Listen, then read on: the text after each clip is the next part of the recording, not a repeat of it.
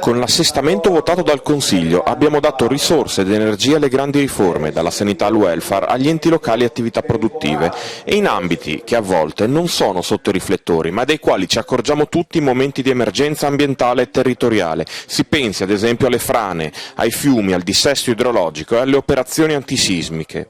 Lo ha detto il consigliere regionale del PD Renzo Liva, relatore di maggioranza della legge di assestamento al bilancio 2016, a margine dell'approvazione della norma. Buona parte degli investimenti, ha aggiunto Liva, hanno riguardato le manutenzioni ordinarie e straordinarie per far sì che il Friuli Venezia Giulia sia una regione capace di distinguersi rispetto ad altre per la buona ed efficace amministrazione.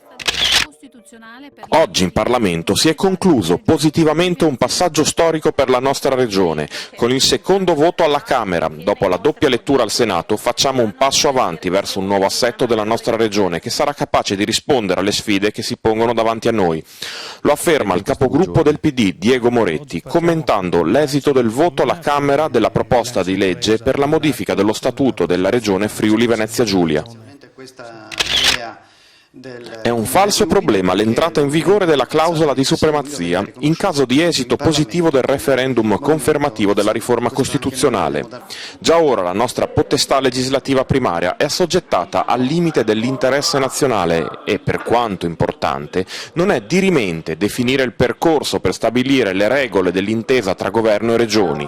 Più importante invece è sottolineare che la previsione dell'intesa per le modifiche degli statuti delle regioni e province autonome costituisce un'importante novità introdotta con la riforma costituzionale del governo Renzi e rappresenta un rafforzamento del ruolo della specialità.